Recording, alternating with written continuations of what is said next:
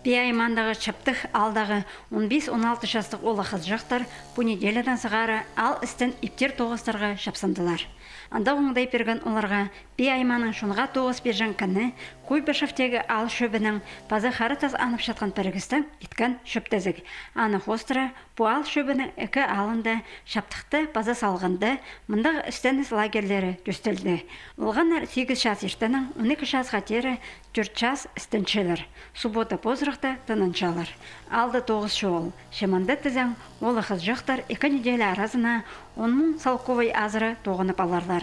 Анда оңдай 14 сарбаға берілді. Пүлпістің алды баланың мұнды қоңдай бұл бұрғын тоғынығы, школа тенімігі, ақшы тоғынмаларға. Кемді кебазақалар, кемді телефон алар, прайс уже ақшаларын үйлістірсілғына қайдайды кәдемі.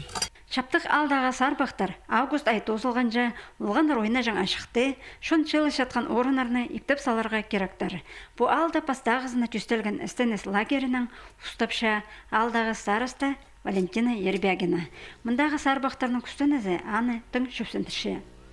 Алдағы баларыз бұстың күстігіле. Тоғыз сібдет сүріні еткеншалар олаған бұл тоғыз бірде ар білдірбейінші. Ойнап түкеді бұтыр час ертбәрі сәрістің. Шоқ, шақтың.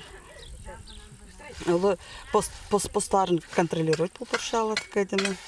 Шаптықтағы олғанарының істеніс лагері шыбірігі 8 августқа тері тоғынар.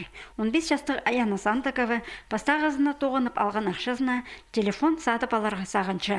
Радион Тұтачықов тізің школа керек неманолар ке пазық алып аларға бөгінші. Пазағы да шылды шетір мұндағы оңдайының ақшы тоғынып аларға демделер.